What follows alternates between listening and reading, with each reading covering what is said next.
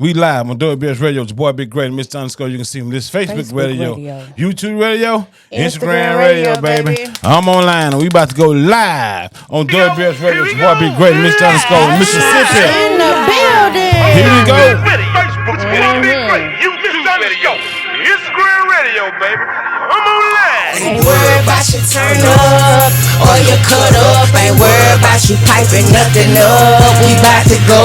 If you don't stand down, it's gonna be a man down when a real nigga come around. Okay. Live. Hey, we about to go live. Here we go. Yeah, we about to go. Ain't nobody swagging no more. Line your haters up and dab on them folks, ain't bragging though. It's about keeping it real and go out that fake shit and that hating. Got too many niggas playing pussy, call them masturbating. I think I'ma have to go live on them. Ain't talking about the morning show.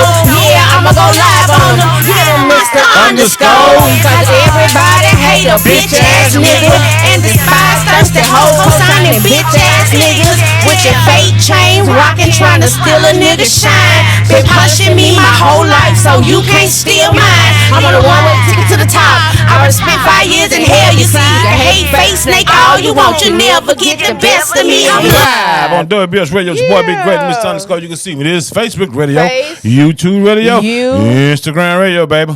We online. You got Mississippi in the building. What's going on today, babe?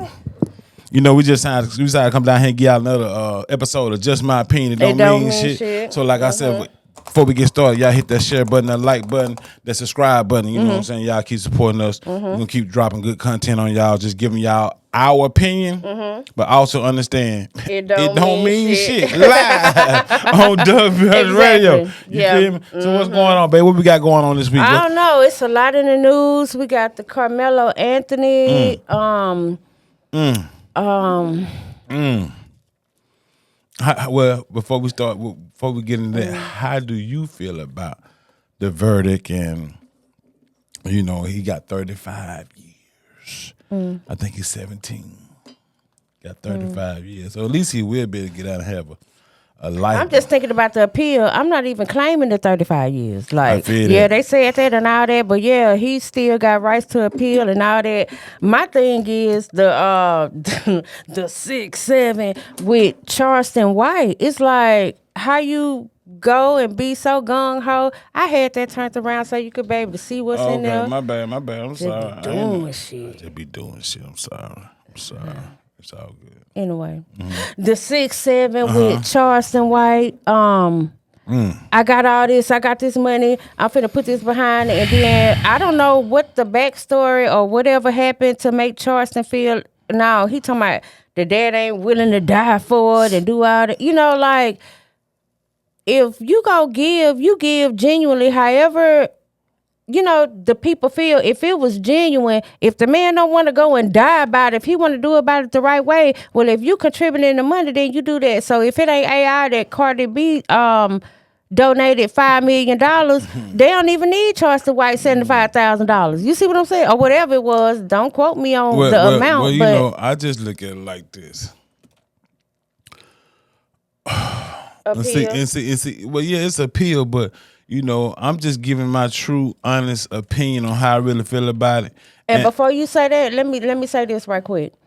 When that picture came out with the daddy being at the holiday party with the judge and the DA, that go back to the stuff that you had. You know, you've been saying a long time about Meridian. You know what I'm saying? Yeah. When you were saying Bilbo Mitchell. Yeah, and people need to move out to allow new people to come in so new things could come. But that further goes to show you always said that if you got a public defender, your public defender probably sit down with the DA and the judge, and they all sitting around eating and all that, and you expect them to come and defend you in the right way. Now, I also want to say this because we know a place that's at downtown that, see, the judges can't go out and just have a drink at the bar, smoke a cigar at the bar. So, it's places around here in Atlanta that the judges, the DA, the prosecutor, the district attorney, you know what I'm saying, the defense attorney, the prosecutors, the judges, the DA, all these folks. The mayor and the people. The mayor and all these folks, they got a certain spot where they have a DJ, a cigar bar, and bartenders. Well, all these folks mingle because they can't go out in public and just have a drink. It just can't go out in public and have a smoke of a cigar. But we know places in Atlanta where the district attorney, the judges, the prosecutor, the defense attorney, all these folks be in the same room smoking cigars and drinking liquor and have a DJ. And then they ain't playing no Frank Sinatra. They up here playing like Megan Thee Stallion. They up here playing the Migos. They up here playing like Billie Eilish and stuff like that. And I'm sitting here thinking to myself, so you mean to tell me that if I get into some trouble, I'm going to pay the defense attorney all this money, but yet it's a spot where all of them go drink and have good time and talk to this shit and bullshit. Like, I'm just saying, I know, but see, that's why your lawyer matters. Because you got to have a lawyer that's good with the judge, that's good with the judicial system, that's good with the prosecutors, that at least have a relationship with these people. You see what I'm saying? Because when it comes to Carmelo Anthony, I just look at what if that was my son, first of all. You see what I'm saying? Now, I don't want to really just say something that'll be held against me in the future because I'm really just giving you my true, honest opinion on how I feel about certain stuff. Because a lot of folks trying to make it racial, black and white. And do I think it's racial? Yeah. You can't sit here and tell me that 12 white or pale people in the jury is what you call my peers. You at least got to have one African American on the jury, just to make it look good. God damn. Now that's just my opinion. It don't mean shit. You see what I'm saying? And it's also to the point where it's a lot of people, it's a lot of black people in their feelings right now on social media, and they have a right to be, because as black people we always getting screwed over in some type of way. But it ain't just black people. The amount of white people that's rallying around that can see what's going on. Because I know Special Agent, I forgot his name. I got to find him. But that's what I'm saying. I don't want to be the type of person that sit here and just condemn all white people. But I do want people to understand that if I had a choice on if I could help somebody, I want my black people to get that opportunity first. That don't mean I'm racist. That don't mean I'm a bigot. I just want to see my people be able to have a fair chance in the whole world, no matter what it is. In the jury, in the police department, in the world, in the workspace, whatever. It's just hard on us niggas now. Y'all can't get mad. Y'all can't get mad at us niggas, because I see a lot, that y'all white folks y'all having fun right now. I see the posters. Y'all having fun right now. The daddy came out talking big shit. You talking more shit about the victim family than you talking about your son that's in the ground, my nigga. Like your son in the ground, but you sitting over here talking about, you drunk bitch and all this shit. And I understand that you hurt, but that just showed me how you probably communicated to your son. Because one thing I can say, I do stand neutral when it comes to black and white. But I also, if I have a decision on what I want to do, I would like my black people to get the opportunity first. But I don't teach, like how he talking around his kids and how he talking on social media. Like, see, Zion don't really be on social media, so he don't really see how his daddy talk. But I don't put myself in a position to where I want him to hear me say certain stuff where he feel like he need to judge white people in a different light. Like, I want him to feel like everybody equal. Although me and you and the black people know it's not really like that, and that's just our feelings about the stuff. Just to get him a fair But chance. I don't want him to feel like it's racist out here. Like, I don't talk like this around him. Yeah, but even at the same time, he know what he know, to not be square or go out there and be in denial or naive when the stuff is happening to him, I can't sit on this podcast and say that all white people are bad, because I have had some white people to help me.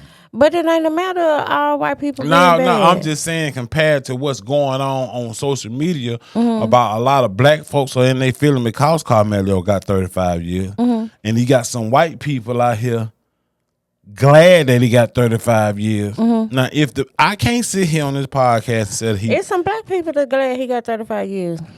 People really can't judge. People really can't get their opinion till they actually see the video. I'm waiting on the video to drop. The unedited video. Because just like when they had, somebody had broke down that they had edited the mugshot that they put out. They edited the videos. When he broke it down, he had bruising on his eye. His nose was swollen, but they blended it down. He had some hair missing off the side. But when they edited it, had the hair, allegedly. I don't know, how true it is, but it's just a lot of cover up and a lot going on. It'd be different if it was cut and dry. But a lot of people, and this is what I do agree with, a lot of people say, why did you take a knife to the track meet? It wasn't a knife. It was something that they used to adjust the cleats or something. Well, he still it was in his bag. Well, they saying it's a knife. It's not. It's something that he it's something about the cleats. Well, I understand. I know. Well, either way it go. Well, if that's the case, if he had something to adjust his cleat, you can't get mad at him. Everybody because a lot of folks out here saying that, why did you bring a knife to a track meet? And if it was a knife that he brought to the track meet, I would have to agree to that. Like, why did you bring a knife to the track meet? Because once again, I'm putting myself as a parent in their position to the point where, why would Zion need to take a knife to a baseball practice, a football practice, a track practice, to a track meet? Why would you have to do that? Well, they saying it's a knife. Before they said it was a the court in the paperwork, in the court documents, they said it's a knife. So I'm saying even that's what they showing on here, but I can remember in the beginning. Oh my God. Well, they say it's a knife. But so if you did take a knife to the track meet, why did you take a knife? And the reason why I said it, because we've been in a position to where people have been bullying Zion because of his hair or whatever. Because a lot of girls like to play in his hair and pull on his hair and talk about his hair because it's real type shit. Y'all putting weave and tracks into y'all 13, 14-year-old kid, daughter head. So, my son hair is really longer than some of y'all daughter hair at 13 to 14, 15, 16 years old. I ain't even what it is. But I'm just saying, what I'm saying is, we reached out to the school. So I don't know if he had previous history of these guys bullying him. You see what I'm saying? But I'm saying is, like, when people start doing stuff to Doug, as parents, we talk to Zion, we go talk to the principal or the teacher and tell the teacher. We as parents need to talk to these parents because we don't want Zion, because we telling Zion, well, let us handle it. Let us handle it. Let us handle it. You see what I'm saying? To keep him out the bullshit. And as adults, we go talk to the principal. We go talk to the coaches and tell him what his issue is on his bullying shit or what's doing something to make him uncomfortable. Can we stop it? Or can we talk to the parents as parents to talk to our son and talk to their son or daughter to cut this shit out before it get this shit. But I don't know if he had previous history of bullying. But if he had a knife, that is a good question. Why would you take a knife to a track meet? And then why would you take a knife and go sit up under somebody's tent that you had issue with? It's like you looking for somebody to come say something. Yeah, but it was raining. It was raining, and he went under there. I understand exactly what you're saying, but like when you break it down exactly what happened, but when you think about the Metcalf twins, like the alleged email that came out that the cheerleaders had sent in, it was saying that they was acting irate and called the other girl the fat bitch and did, you know what I'm saying? All of that. So if Carmelo never had any red flags, no nothing, only thing that come up when you think about him, he jumped in the pool and jumped in and saved somebody who was drowning. That, like the cook pasta, do all that. But then the boys, on the other hand, they ain't got nothing but turmoil. And that's the same typical white privilege type of stuff when you not necessarily discipline the kids and they was thinking, I could do whatever I want because my mom and daddy or the relationship that they have gonna get me out of it. I ain't got nothing to worry about. Like, I ain't making it up. This is something that happened for real. We done seen it time and time again. You're right. And I'm just saying that because I'm trying to take the race shit out of it. Right. That's the only thing I'm saying. Right. You know what I'm saying? And just really just stick to the facts. But, when it comes to black and white, I just like, I just want people to be treated fair. And I just know black people are not really treated fairly. And we got to do extra stuff to prove ourselves. And then, like, we as black people also got to understand that although we be in these workspaces and these white folk act like they like us, if something crazy happens, they do have that white privilege card that they can pull on us to make shit just turn it around, and they'll get the benefit of the doubt. So, but I'm not racist. But it ain't even a matter. You don't even have to give a disclaimer about not being racist. No, but I'm giving my opinion on this Carmelo Anthony stuff, and a lot of people are in their feelings or feel some type of way or think some type of way because they're trying to make it a racial thing. And I'm just saying, I don't think he had a fair shot. I don't think his defense attorney did a good job. So I'm just trying to take the race shit out of him and just really stick to the facts. And understanding that right is right and wrong is wrong. Right. And I'm just saying that we, as a parent, we have to talk to our children on about if you feel uncomfortable about something. Like, I feel like if something was going on in his life to the point where he feel like he got to take a knife to a track meet, I feel like that's a conversation he should have had with his parents. And that's when I said a line of communication with your kid is very important, because we know Zion will come tell us anything. So you got to have that line of communication though with your children for them to feel comfortable enough to come tell you anything. You see what I'm saying? So, because I feel like if the parents knew that he was being bullied or whatever, for him to feel like he needed to take a knife to the track meet, I think the parent could have stepped in between and stopped it. That's the only thing I'm saying. I'm not trying to get no reason or no excuse. I feel, but I do know people feel some type of way, because I feel some type of way, and it is because I'm black and I don't think he got a fair shot. But I don't want people to judge me because I feel that way, because I know everybody got a right to feel some type of way. I'm not saying what's right or wrong, but I feel some type of way as a black man, because I know as a black man, I would like for black people to have the majority of the opportunities if something come up.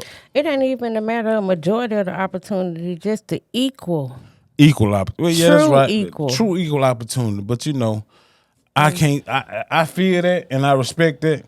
But if I had a choice, I would like my black people to get the first shot at whatever, because we've been so suppressed so long. Let us get a chance to come up, just like with technology now. And we were saying that how I wish that we had TikTok and Facebook and Instagram back in the 80s and 90s. We was before our time. Where the 80s, that's a stretch, because it wasn't even necessarily internet. You know what I'm saying? No, but what I'm saying is just how Zion. Like, I wish we had with the 15, 16, 8, 9-year-old kids had the option to be on social media and just learn different stuff. Like, I'm 50. I'm be 50 this year. Wow. And I'm just in here watching TikTok one night a couple months ago, and a person got a boneless pork chop and cut it up into cubes, and put it on top of the mashed potato. Yeah, I'm like, that's so simple. I've been cooking boneless pork chop forever. Why the fuck I never thought about chopping it up? It just be and it be the simple stuff that changed the world. Just like Mama said, one thing about Uncle P, he gonna try a recipe off of TikTok. I'm gonna cook something up to the dirty spaghetti, the chopped up pork chop, the lasagna soup. The lasagna soup. Yeah. Like, I'm gonna go try something off TikTok at least once or twice a week. You brought that fucking blue bread in here? I didn't. The Hawaiian roll, the coconut roll. Fuck wrong TikTok, but that just show you the power. Had that good food and that motherfucking blue roll. The roll was still good to me. It was too sweet. Well, that's just your opinion. It don't mean shit. I know. You see what I'm saying? I bet you ain't buy it again, though. I didn't. But it's just the fact stuff like that, like with the stock market, how Tesla just went public, and Elon Musk is now the first trillionaire. And I sit back and think, like I told you, I don't want to force my son to play sports, but what I am going to try to force Doug to do is learn and understand the stock market. Majority of the millionaires in this world made their money through the stock market. So the younger you get into this shit, the better chance you have. Well, you got a good start, like you said, going forward with the gifts and all of that. prior to buying all this other stuff, you're gonna make sure some stocks are purchased, something. Yeah, like I said, this year, when his birthday, Christmas, graduate, anything he do to school, don't send him no money. Put that money to his stock. You gonna send him $100, put that into this right here, right there, or whatever. I don't listen. I can't sit here and tell you I got all the answer to it. But one thing I do know, TikTok will give you game that you sit here and be like, this shit really ain't that hard. And I sit back and think when I was staying with my mama and I was working in East Mississippi, and East Mississippi used to give you 2 checks, your regular check, and then they give you another check for your overtime check. And I'm sitting here and sitting in my mama crib with $2,000, give her $250 a month, but I'm sitting here with damn that $1,700, $1,800, $1,600, just bullshit, buying clothes, buying weed, going to the club, just doing dumb shit. And I sit back and think, man, I could have been investing this money. So if your kid staying at home with you, I just put the post up on Instagram and Facebook today. If your kid staying at home with you, man, don't be sitting here taking your children money to help you pay your motherfucking bills. That's not your kid responsibility. Have your kids start dumping some of this money, a majority of their check into their 401k, a high yield bank account, or into the stock market. That when they get 25, 30 years old, they have a jump start in life. I feel like that's what a lot of black people are missing. That jump start in life. The white people knew about the stock. The white people knew about trade. They trade. Like I can't listen. I can't knock that. That's the reason why I said technology is catching everybody up to be on the same playing field. You got people teaching you technology. Shout out to Anshawn Glenn, my nigga down there to play football with Matt Stillman. He teaching people how to do day trading. Shout out to my nigga Jay Wise. He teaching people how to do day trade. You see what I'm saying? So it's all a gamble, but it could be a legit gamble if you get the right stocks at the right time at the right price. So I just now I'm not telling y'all what to do, but I'm just saying, fuck them Jordans, fuck that Gucci while you standing at home with your mama. Dump that money into these stocks. Just like I put a post today. Just imagine you had $100,000. We done seen hundreds of people in these strip clubs throwing up hundreds of thousands of dollars, tens of thousands of dollars. Now just imagine if you pick that money up and go put it into the stock on SpaceX or Tesla right about now, and you sit on for 3 to 5 years, what you'll have, you invest $100,000 into Tesla and SpaceX right now. That's the only thing I'm saying. I didn't have the information, but I wanted to, and I am not saying that you got to make your children do this. I'm just saying I think that'd be a smart thing. It's just moving forward. Like that's evolving. That's the evolution of what the world is coming to. You know what I'm saying? It is what it is, and that's just like anything else. And as a parent, some people be late jumping on because I think about like. The God of the street, Quest. Shout out to Quest. Shout out to M Quest. You know, even when it came to like the Bitcoin and the Doge and all of that, how he came and he was like, "Hey, do this, and that." You know, even still, if we was in a position to do that, 2015, you know, at that time.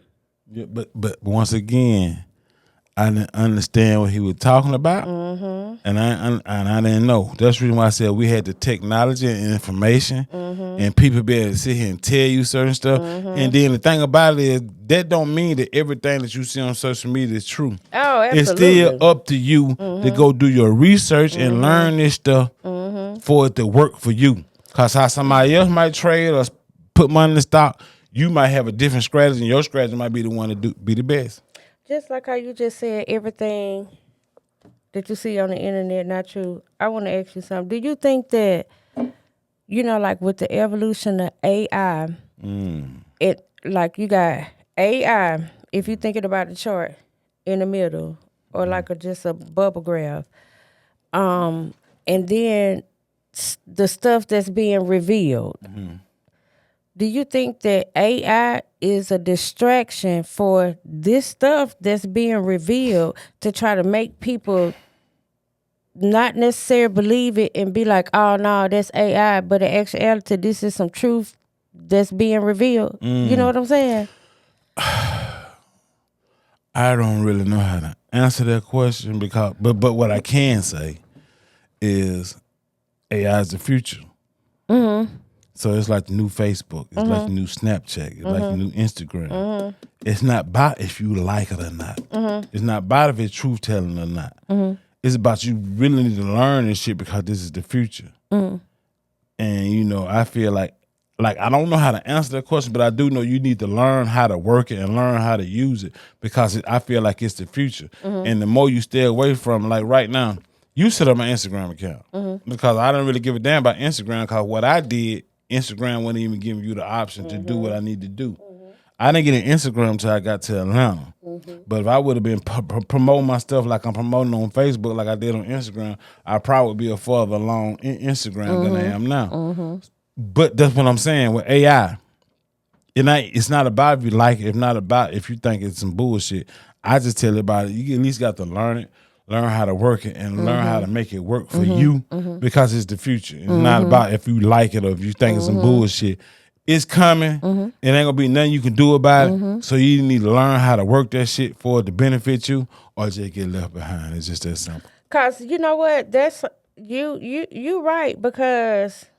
Even with like the hiring process, knowing now, just looking at how, different venues and places that I've seen opening up and watching them do their hiring process, majority of the time, the resumes and all of those things are filtered out by some type of AI algorithm type thing. So you need to have your resume created in that because otherwise, if you're doing it on your own and don't want to evolve with what's going on, your resume not even gonna pick up. It's gonna automatically be deleted because it don't even fit in the. And that's why I say you got to learn how to use it because just because you don't use it, other companies are using it. Yeah. And if you're not using it, then you'll get X'd out. Everybody doing it because it's making the hiring process easy. They gonna filter out a whole lot of stuff before they even have. Because even with me, I'm thinking about like when I was the last animal hospital I was managing.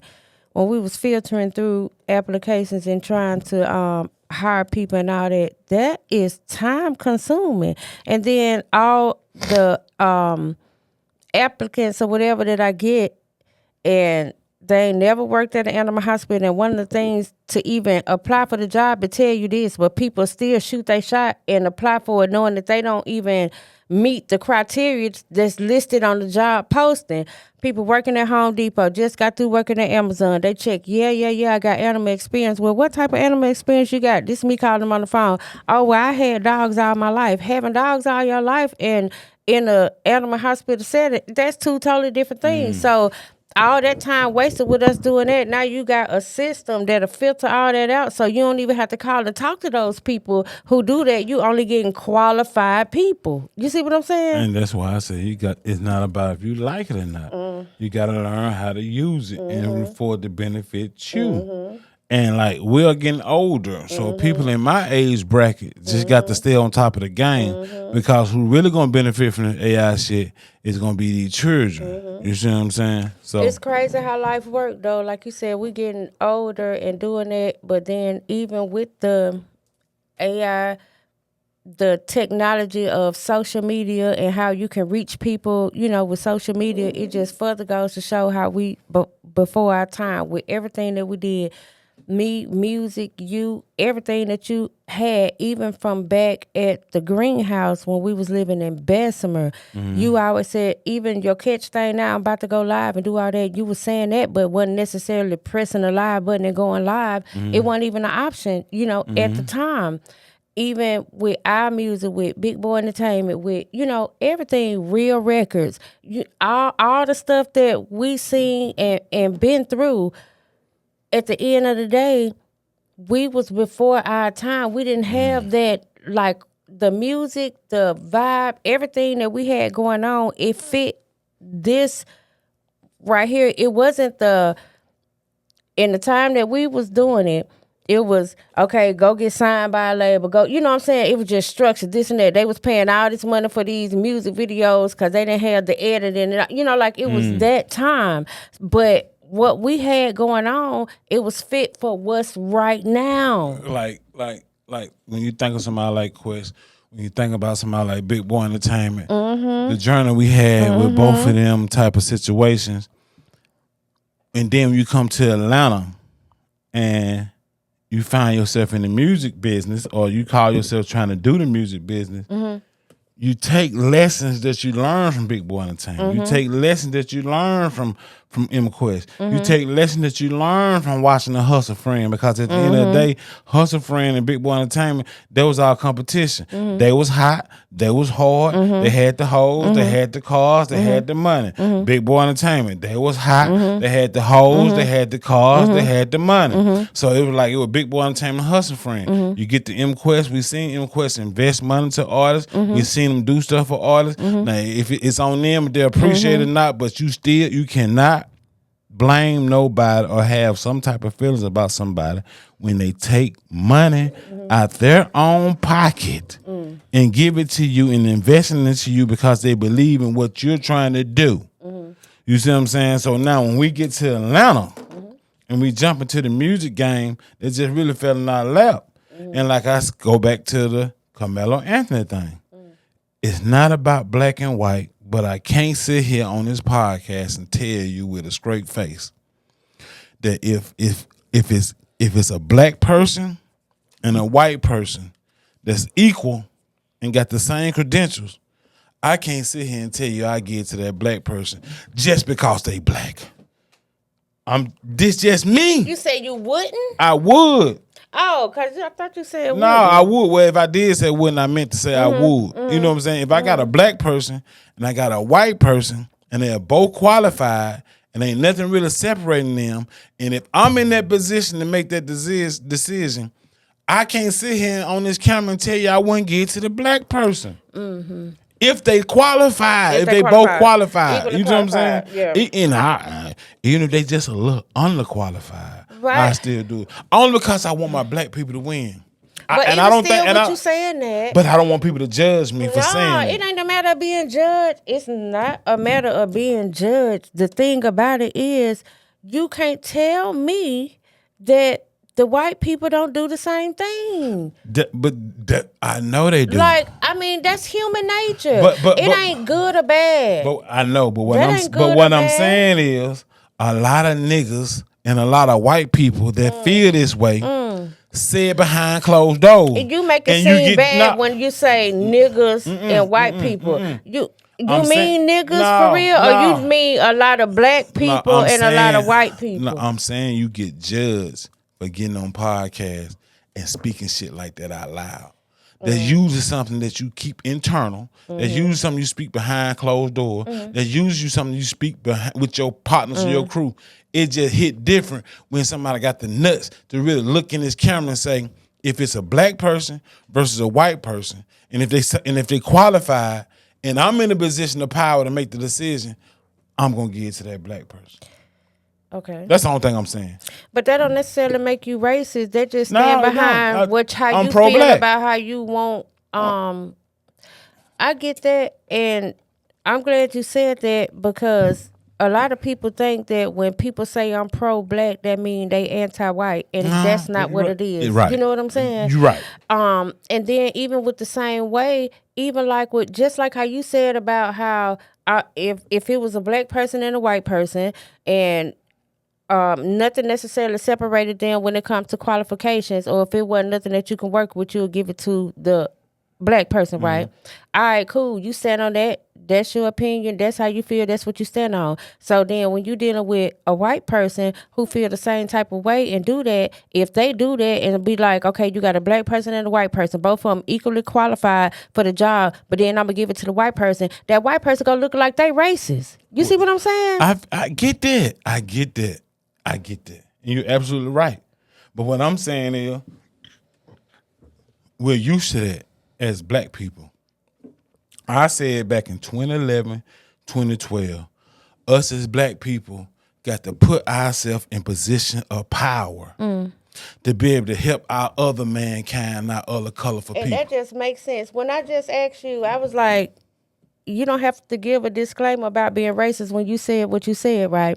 But then in my mind, even me just saying that out loud, it made me realize why you said what you said. Because if it was the other way, the white person would be considered racist. So that's why you keep on saying, I ain't racist, I ain't racist when you say that. Because if it was the other way around, a person automatically assume if you got a black person and a white person, and then everybody always talk about the white man, you know what I'm saying? Like in that context, even white people, the white man working for the white man, you know, that type of thing. So if it was a black person and a white person, equally qualified, and the only thing separating, okay, boom, it get to the white person, and that white person that's making the decision, the black person who got rejected, they racist, they this and that and that and that.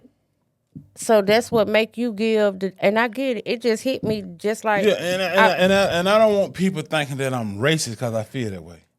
I just want my black people to win, and and that's the reason why I said us as black people got to find some type of way to get money or to put yourself in a position of power to be able to help somebody or build resources and be able to give your resources to somebody and help. And I just want to say this, and I'm just thinking about this because it just hit me. And I don't mean no disrespect to nobody, but it's just the truth. When it comes to this music stuff, we did not come to Atlanta to try to do music, right? Right? So when an opportunity came up, when all these rappers and artists saying they need producers and engineers, the main reason why I fuck with Twisted Genius was because he was from Meridian. Everybody keep thinking because he's hard. Like, what people don't understand is, I don't want nobody to take this the wrong way, but it's just the truth. Me and Twisted really didn't know each other at that time. It wasn't like I grew up with him or I knew him or we even hung out together. When me and Twisted came up with this plan that we gonna do this shit together, I only probably seen him face to face 2 or 3 times. I only talked to him probably once or twice.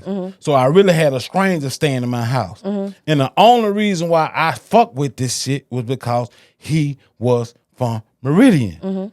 Everything else came after that was a blessing from God. Because before I even met with Twisted or linked up with Twisted, when back in 2015, 2016, I got a podcast or episode up saying, I'm going to move to Atlanta. I'm going to find somebody to fuck with that's from Meridian, Mississippi, and we're going to go to the top. I didn't know at that time it was going to be Twisted.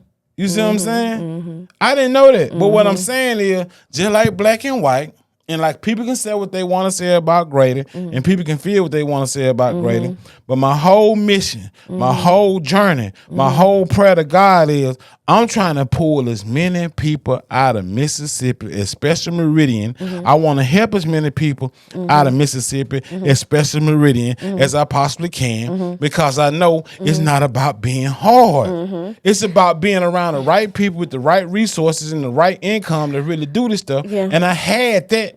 I just didn't have the talent. But that's why this shit worked. But even what you're saying, that it's a lot of people, in Meridian.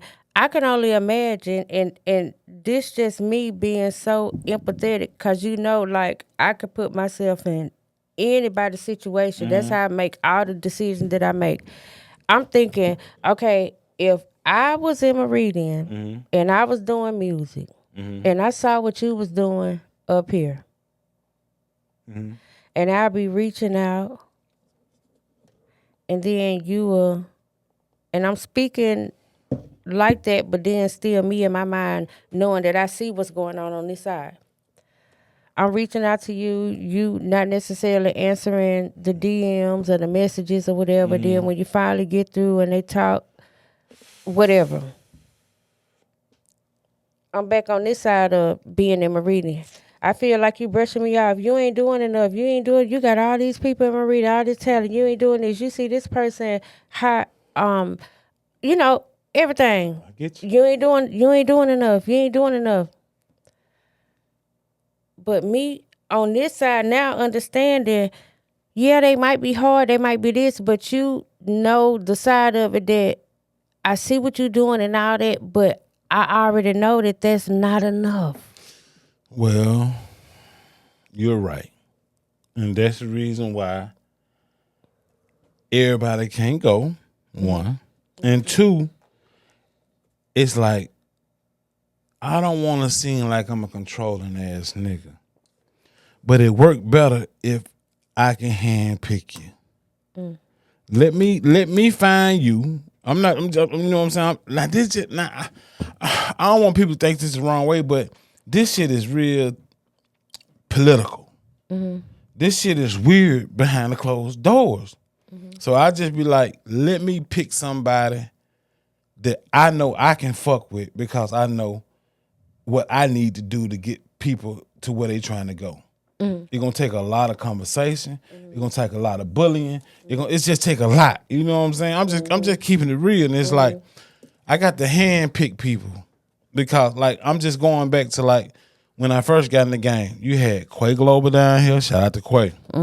You had Heaven and Chevy down here. Shout out to Heaven and Chevy. And you had Hits down here. See, a lot of people know Hits from Twisted, Hits, Wave and Navy. All of them got signed at the same time. But a lot of people don't know. But I know Hits was down here when we first got down here with Derek Milano. You see what I'm saying? They basically came down here together. So now, when I call my nigga, who I want to get into place, I got to find a way to, it's crazy. I got to find a way to really try to cut niggas off, get niggas out the way. I couldn't wait till Heaven and Chevy got on, and then maybe we up next. I couldn't wait till Hits got on, then we up next. My thought process was, how can I excite Heaven and Chevy? Hey, Heavy, you know I love you, my nigga. You know it ain't no plan.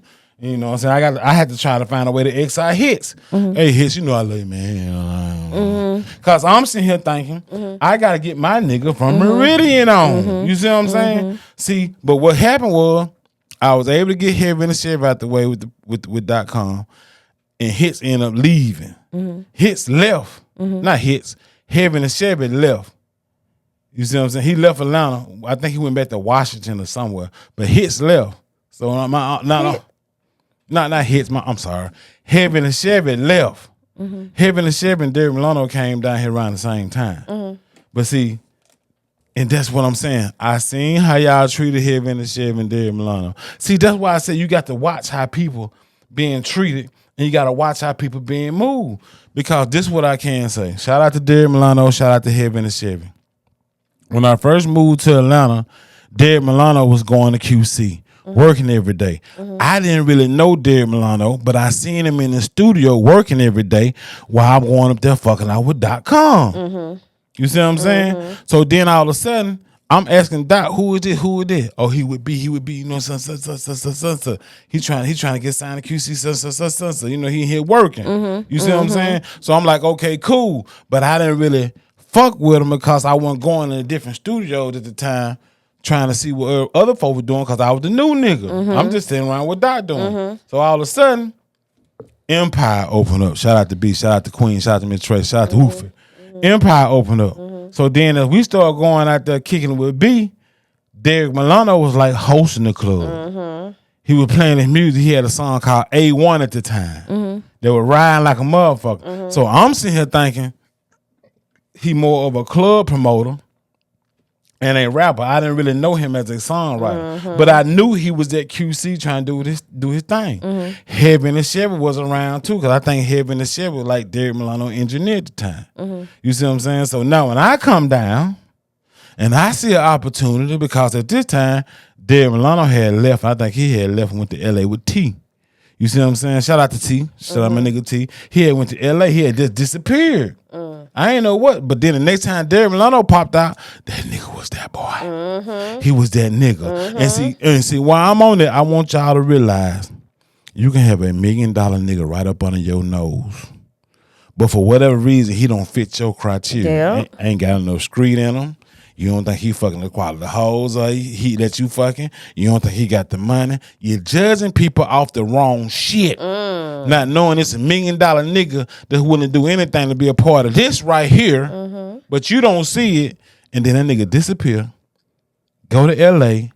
3-4 months later, he come out and he that nigga and ain't look back. So shout out to Derek Milano. But what I'm saying is, I chose somebody from Meridian that I really didn't know at the time. And I'm sitting here thinking, okay, Heaven and Chevy gone because I would have to cut his head off. Hits here. I had to go to .com, say, hey, .com. But what I'm saying is my whole process and my whole thought process was, I'm trying to help somebody from Meridian. I didn't think all this was going to happen. That's a blessing from God. Amen. I didn't think all that was going to happen. Amen. You see what I'm saying? But that's the reason why I tell you it's not about your talent. You got to have somebody that knows somebody who can get you to the people that can discover your talent and take your talent to the next level. And that's where a nigga like Grady come in.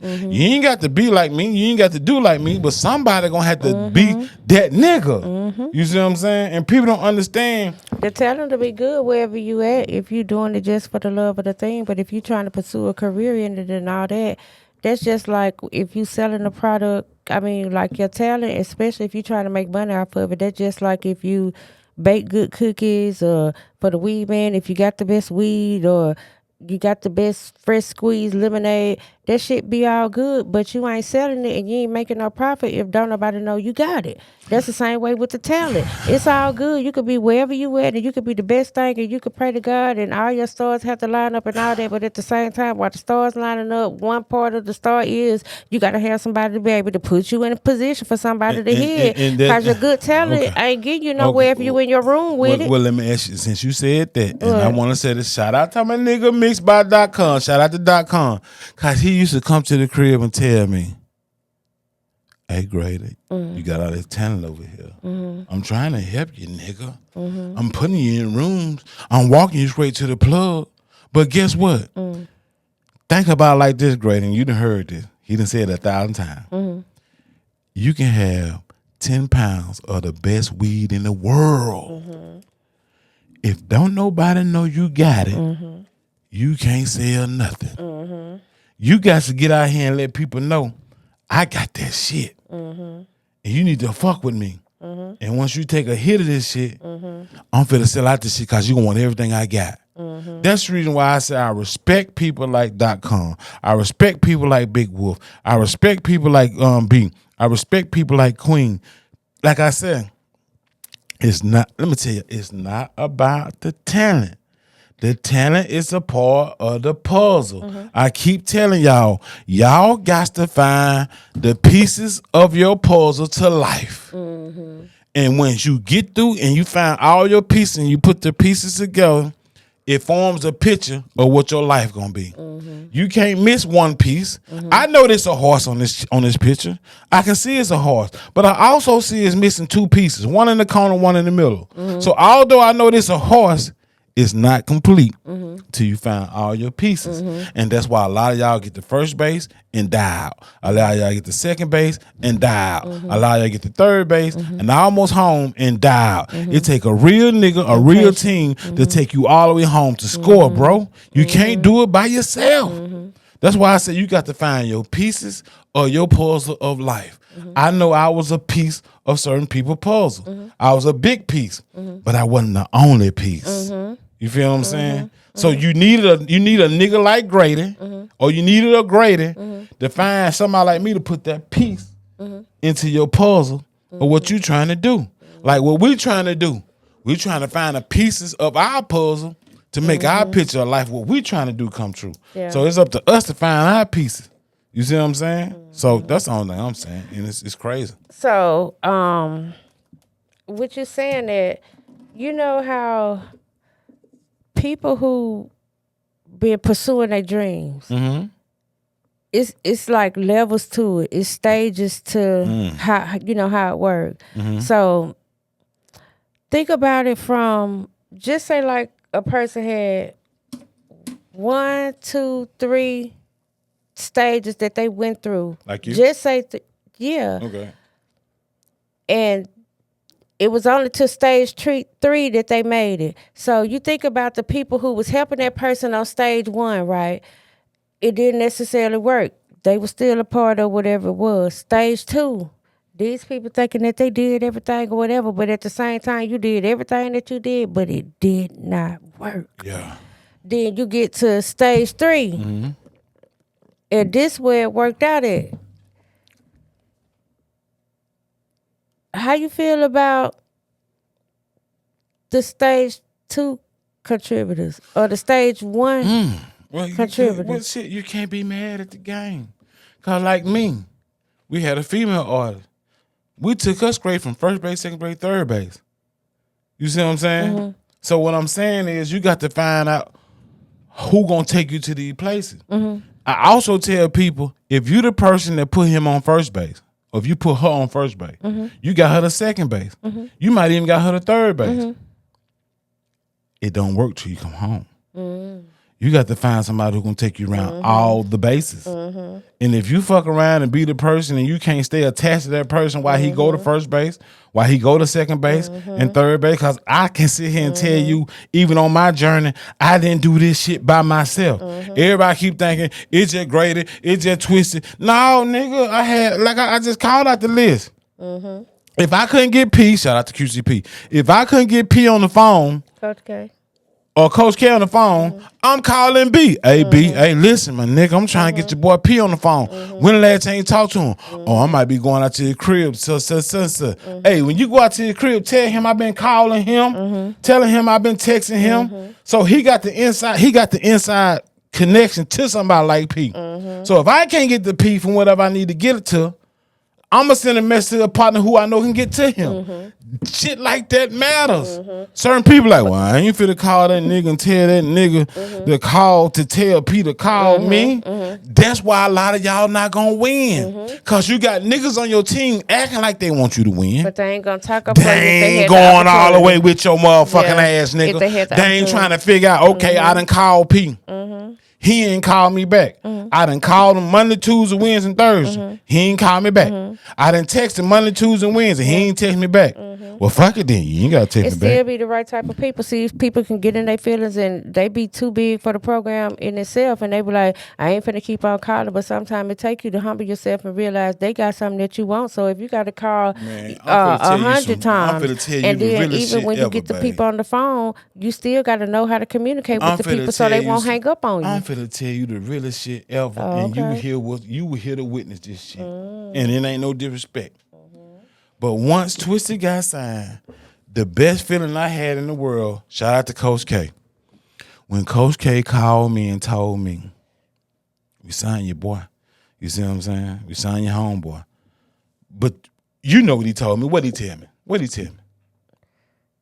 It was more so because of how you called all the time and you stayed persistent. About a football player named Raekwon Davis and a producer named Twisted Jeans.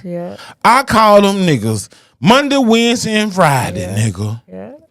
Clockwork. I got to tell this story. And sometimes you got them on the phone, sometimes you did. But I just got to tell this story. I want to tell you what really opened up the door for me was Raekwon Davis. Shout out to Raekwon Davis and how he opened up. Look, I tell y'all, it's more than what y'all see. He even took the phone calls and talked to you. It wasn't even the fact about he took the phone call. I appreciate you take the phone call. The important part was the nigga actually came to the meeting. Yes. It's national championship. They about to play Clemson or somebody. I'm sitting in the studio one night and they playing the SEC championship called Coach K and P got this thing called QC Sports. We sitting there watching the game. They were like, I would love to be in contact with this guy named Raekwon Davis. I just love his play. I said, who? I said, Coach, he from the crib. I can get in contact with him. I ain't even got that nigga number. But I said, it ain't nobody Marine. I can't get. Right. I said, give me 24 hours. Let me handle it. Just so happened, shout out to Shannon Grady. My sister, rest in peace, Diana. Diana and my sister were best friends. Diana's sister had a baby by Raekwon. So I called my sister and told my sister, hey, call your homeboy and your homegirl and tell your homegirl to call her sister. I need to call sister. Raekwon picked up the phone. He called me. Coach K wanted to meet Raekwon, and this is what I want to tell you, Raekwon, man. I appreciate it, man, because you could have sacrificed the first half. You could have sacrificed the first quarter. You could have sacrificed the whole game, because I know if you would have got caught outside of curfew dealing with Nick Saban doing a national championship game, you going to get some type of punishment. Nick Saban, he probably was suspending you for the first quarter, the first half, or even the whole game, nigga. But you stepped outside that hotel room, and you came and took that meeting at QC. That meeting at QC opened up a lot of doors for me because it gave me because once you left, Coach K gave me his phone number, P gave me his phone number. And I'm just keeping it real with you, Raekwon. See, at this time, you was just a sophomore, so I knew he wasn't coming out. They were trying to rank him on the QC Sports. You see what I'm saying? So Raekwon snuck out the hotel, past curfew, took an Uber to QC, came up to have a meeting with Coach K and Coonan or somebody. I think he was managing Waka Flock at the time. You see what I'm saying? So it was an A NIL. So, man, it's a whole lot. Boy, man, I know some shit. You see what I'm saying? But I just want to tell Raekwon I appreciate that because that opened up a lot of doors. Because once I got Coach K and P number, I knew Raekwon wasn't coming out the next year. He had another year. I knew that. So I'm thinking, well, shit, he really can't do shit with his ass till next year after next. I started calling their ass about Twisted. Hey, man, I got this nigga on, you know that nigga be at the studio with me? Hey, man, he the hardest motherfucker up there. Y'all need to fuck with me. Y'all need to fuck with me. Y'all need to fuck with him. Because I was already on Big Wolf when Big Wolf came to the crib. Hey, Wolf, hey, man, you see what you doing right here? You know what I'm saying? It's shit like that, man. You can't just be hanging around a motherfucker sucking a nigga dick, licking his ass. These niggas need to wake up every day trying to make phone calls for you, trying to make plays for you. You don't win until they win. If you my artist, if you my producer, I don't make no money till you make some money. So if I got the resources, if I got the money, then let me put it behind you. Let me put the resources behind you to see can you win. Because I went to Rollo. Rollo said he wanted to DJ. I said, Rollo, I want to DJ. He looked me dead in my face and said, you too old, my nigga. I'm like, damn. So that what made me really just say, let me go find some young niggas. You see what I'm saying? So I just want to say shout out to Raekwon Davis. Raekwon Davis was the one who really opened up the doors for me to be able to do what I need to do. Because once I got Coach K and P phone number, I didn't call them about Raekwon no more. I called them about Twisted. You see what I'm saying? For a whole year and a half. So when Twisted got signed, Coach K called me and said, hey, man, we signed your boy. I just want you to know that we did it because we seen what you were doing. We appreciate that. We don't really see that like that. A nigga get behind somebody and going that hard, calling us, worrying us. We might not even pick up all the time. We might not respond all the time, but we seen everything. You see what I'm saying? So it's stuff like that, man. You can hang around motherfucker all day, bro. If a nigga ain't really trying to put you in position, bro, you gonna look up, you be 45 years old, still in that same position, bro. You see what I'm saying? So once again, I just want to say shout out to Raekwon. You opened up a lot of doors for me. Man, and then when you came to the meeting, you had one of your other partners with you, one of the other players with you. So it's about 12:30, 1 o'clock. I'm telling them they need to wrap this shit up. Because I don't want Raekwon to get caught outside of curfew. Because he didn't leave as they did the last count, nigga. And I'm sitting up here, man, this nigga done really left the goddamn hotel to come take this meeting. And I'm sitting here thinking, man, I know Nick Saban. You see what I'm saying? I know if he get caught outside of curfew, it's going to be some type of consequence. And the consequence is probably going to be he probably won't play the first half, the second half, or not even the whole game. Tell that man business. But now I'm just telling y'all this because people see the success. People don't see what really went on behind the scene to get to certain shit, to get to the next level, to get on third base. You see what I'm saying? .com was first base. Me and .com was second base. Raekwon was third base. Big Wolf, Medallion Music brought us on home. That's just how it happened. Y'all just see the success. You see what I'm saying?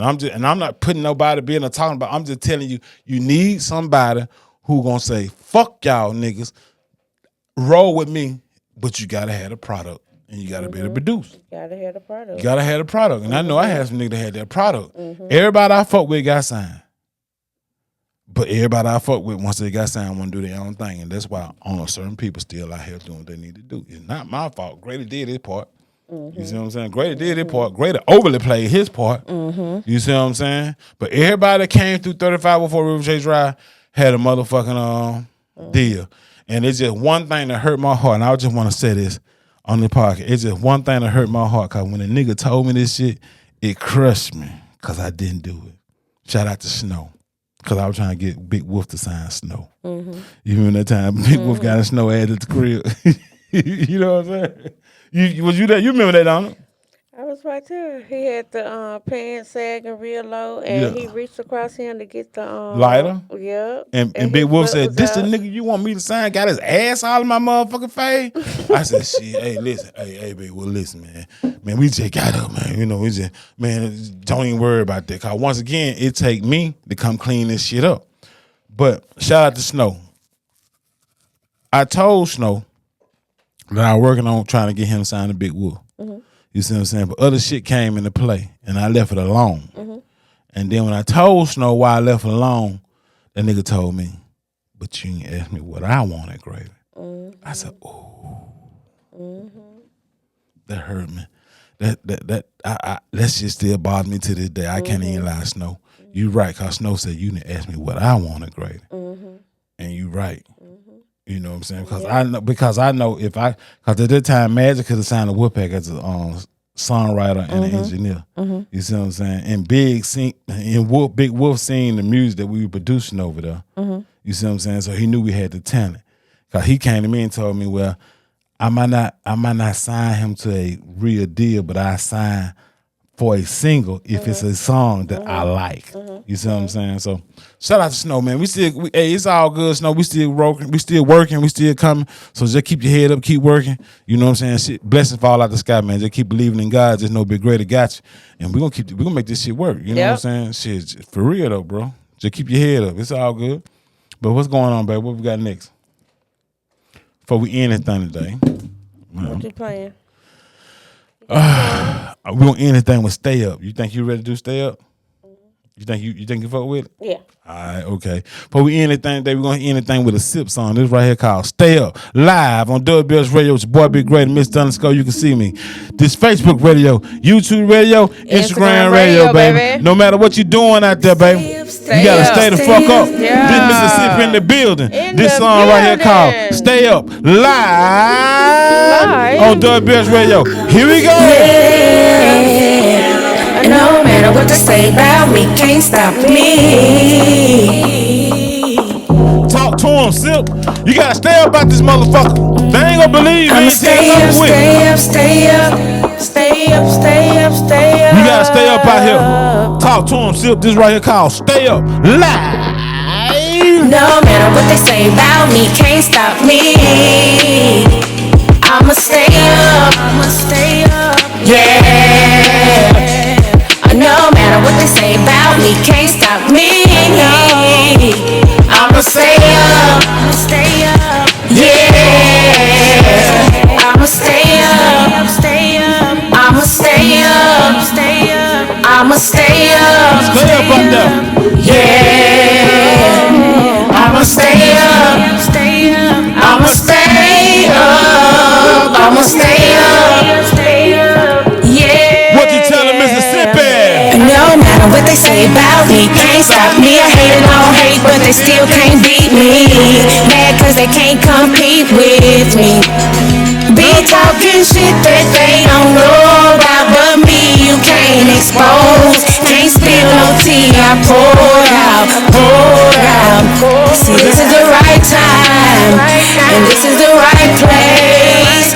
So if you ain't talking about money, get the hell up out of my face. See, this is the right time, and this is the right place. I'm headed in the right direction, I'm coming up first in this race. See, no matter what they say about me, can't stop me. Talk your shit, Mississippi. I'ma stay up, yeah.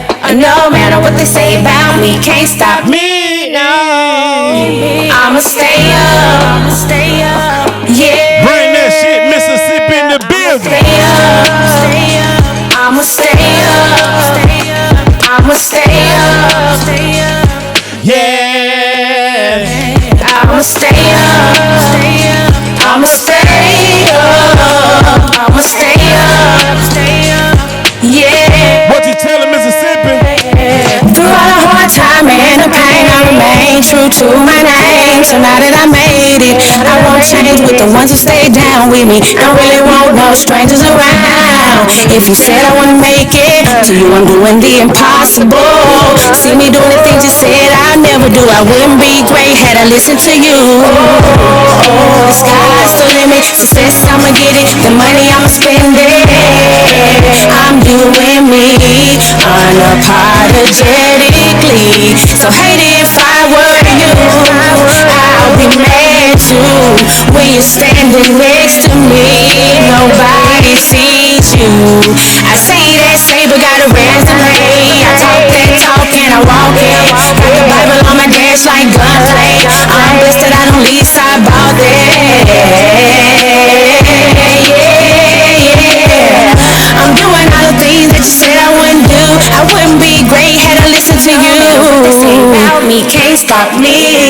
better talk your shit. I'ma stay up. We gonna stay up on these bitch ass niggas. Yeah.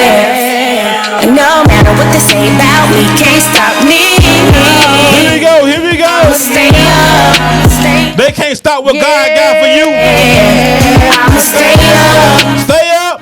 I'ma stay up. Stay up. I'ma stay up. Live. Yeah. I'ma stay up. I'ma stay up. I'ma stay up. Yeah.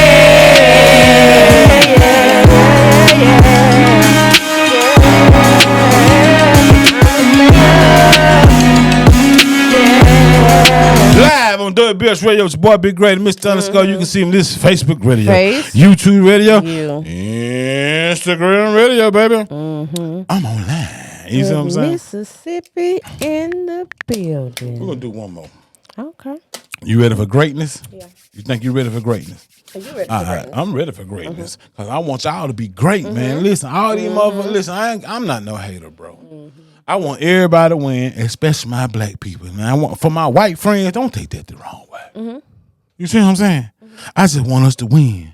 I want everybody to win, and I don't want nobody to have to suffer just to pay their bills and take care of your kids. So at the end of the day, you got to find your greatness. You got to be greatness. We got to be greatness. This is greatness by Mississippi in the building. Live on WBS Radio. It's your boy Big Great, Mr. Underscore. You can see me this Facebook radio, YouTube radio, Instagram radio, baby. Greatness. My greatness. Yeah. So you looking at greatness. Yeah. I understand my greatness. I understand my greatness. I understand my greatness. You see, you're looking at greatness. I come too far to let my past struggles stop me. Go way too hard to let a hater try and stop me. You're looking at greatness. Yeah. See, you're looking at greatness. Yeah. Hey, shame on my past, made me who I am. Worry about a hater, get a high can I got my ass on the sugar now. My grind trump that. Hater put a beef in the track, yeah, I bump that. Give a damn what a bitch say about me. Yeah, I always been that chick that you wanna be. Yeah, and niggas be hating too, man, cause I'm taking and they know they wanna wipe me. Call me a bitch, yeah, I be that. Pull wool over my eyes, see straight through that. Think you gon' fuck with my fan? Here we go. Clack, every day sip, going like Talk to him, true Sip. that. Hard to let my past struggles stop me. Don't let your past Go way stop too you. hard to let a hater try. Don't let these bitch ass haters stop you. You looking at greatness. Here we go. Yeah. See you looking at greatness. Yeah. Just understand your greatness. Struggle's real, but it's only hard as you make it. You see me soaring like a leer that I haven't even reaped from all the seeds that I sowed yet. I'm trying to stake my bands to the ceiling. Stack them in every room in my house, like every house in the village. Bless me, I'll bless the whole community. Test me, you will see the fall of unity. I'm self-made, self-paid, esteem, high and motivated. Watching as you better watch the moves I made. If it's beef that you're serving, I prefer that steak. Really wanna learn some, watch me bake that cake. Ayy, this is greatness, you see. Tony Frosty Flakes ain't got nothing on me. I'm dabbing on most of you, slab if I have to. Money on the table, Here we go, greater here we what I'm go. gon' do. Stop me. Go way too hard to let a hater try and Stop me. You looking at greatness. You looking at greatness. Yeah. See you looking at greatness.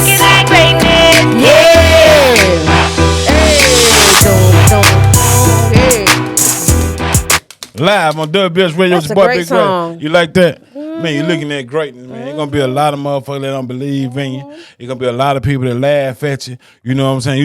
You gotta drop your nuts on these bitch ass niggas. You gotta drop your puss on these funk asshole and just say, bitch, you looking at greatness. Yeah. You see what I'm saying? Your path might not be her path. His path might not be his path. You got to find your own lane and be great in that motherfucker. Live on WBS Radio. It's your boy Big Great and Mr. Underscore. You can see me this Facebook radio, YouTube radio, Instagram radio. I'm online. I got my girl. Mississippi in the building. And we gone live. Yeah.